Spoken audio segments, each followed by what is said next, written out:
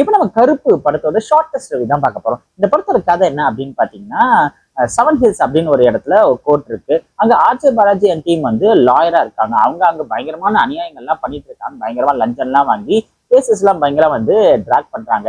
இந்த விஷயத்தெல்லாம் வந்து கருப்புசாமி அவங்கள வந்து திருத்துறாரா இல்லையா, அந்த இடத்துல நீதியை நிலைநாட்டுறாரா இல்லையா அப்படிங்கறத மீதி கதையே. நடிப்பின் நாயகன் சூர்யா இந்த படத்துல கருப்புசாமியாவே அவதரிச்சிருக்காரு அப்படின்னு தான் சொல்லணும். ஒரு செம்ம பெர்ஃபார்மன்ஸ் கொடுத்திருக்காரு. அவரோட மாஸ் சீன்ஸ்லாம் வந்து செம்ம தேட்டரிக்கல் வைபாவே இருக்கு. இன்டர்வல் சீனும் சரி, கிளைமேக்ஸ் சீன்ஸும் சரி, ஆடியன்ஸை பயங்கரமா பூஸ்டப் பண்ணுது. த்ரிஷா கபர்ல இந்த படத்துல எந்த ஹீரோயின் வேணாலும் நடிச்சிருந்திருக்கலாமா அப்படின்னு தான் தோணுச்சு. ஏன்னா ஒரு பயங்கரமான பர்ஃபார்மன்ஸ்பா அப்படின்லாம் சொல்ல முடியல. ஸ்கிரீன் பிளேக்கு என்ன தேவையோ எதை கேட்டிருந்தாங்களோ அதுதான் நடிச்சிருந்தாங்க அப்படின்னு தான் சொல்லலாம். அவங்களோட டப்பிங்ல வந்து லிப்சிங் பிரச்சனை நிறையவே இருந்துச்சு. கேரளா ஆக்டர் இந்திரன் இந்த படத்துல ஒரு எமோஷனலான ஃபாதர் கேரக்டர் ரொம்ப தத்ரூபமா நேச்சுரலா நடிச்சிருந்தாரு அப்படின்னு தான் சொல்லணும். ஆர்ஜே பாலாஜி சூர்யாக்கு வில்லனா அப்படின்னு ட்ரைலர்ல பார்க்கும்போது நிறைய இடத்துல ஒரே நெகட்டிவ் டாக்ஸா இருந்துச்சு. அது எப்படி ஒரு காமெடி ஆக்டர் போய் வில்லனா இருக்க முடியும் அப்படின்னு பயங்கரமா எல்லாரும் சோசியல் மீடியால பேசிட்டு இருந்தாங்க. பட் இந்த கேரக்டர் வந்து அவருக்கு கரெக்டா சூட் ஆச்சு அப்படின்னு தான் சொல்லணும். த்ரூ அவுட்டா ஒரு டீசென்டான பெர்ஃபார்மன்ஸ் தான் கொடுத்திருந்தாரு. பட் சைக்கிள் கேப்ல அங்க அவரோட நெகட்டிவ் பெர்ஃபார்மன்ஸ்க்கு வந்து பயங்கரமான மாஸ் சீன்ஸை வந்து அவரே ஸ்கிரீன் பிளேல பூஸ்டப் பண்ணிக்கிட்டாரு. சாயோட மியூசிக் இந்த படத்துல ஒரு பெரிய பிளஸ் பாயிண்ட் அப்படின்னு தான் சொல்லணும்.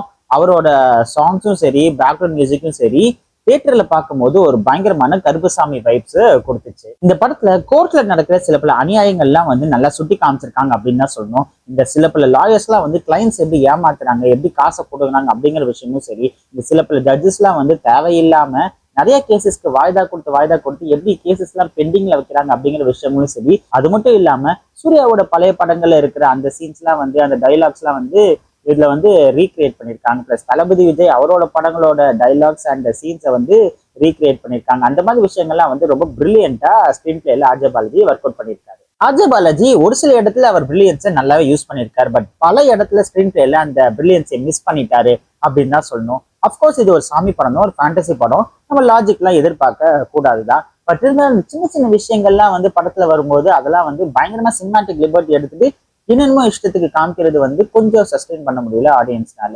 அதாவது ஃபார் எக்ஸாம்பிள், ஒரு நெகட்டிவ் கேரக்டர் வந்து சாமியையே சவால் விடுது, பயங்கரமா சேலஞ்ச் விடுது, ஆப்போசிட்டா நிறைய கெட்டது பண்ணுது.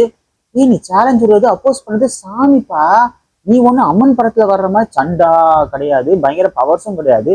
ஒரு சாதாரண மனுஷன் என்ன தைரியத்துல சாமியை எதிர்க்கிறான் அப்படின்னு நிஜமாவே புரியாது. ஸோ இந்த மாதிரி நிறைய விஷயங்கள் வந்து அங்கங்க ஸ்கிரீன் பிளேல வரும்போது ஒரு 10 to 15 மினிட்ஸ்க்கு அப்புறம் வந்து அந்த கருப்புசாமி வைப்ஸ் வந்து அந்த மாசான சீன்ஸ் எல்லாம் காமிக்கும் போது அதை வந்துட்டு மக்கள்லாம் வந்து அந்த ஆடியன்ஸ் அந்த பீக் மொமெண்ட் போயிடுறாங்க. மறுபடியும் அந்த மாதிரி அந்த லூப் ஹோல் சீன்ஸ் எல்லாம் வருது, மறுபடியும் ஒரு பீக் மொமெண்ட் போயிடுறாங்க. இந்த மாதிரி அப்பப்ப அந்த கருப்புசாமி வைப்ஸை காமிச்சு இந்த படத்தை வந்து த்ரூ அவுட்டா கருப்புசாமி தான் காப்பாத்தினாரு அப்படின்னு தான் சொல்லிக்கணும் போல.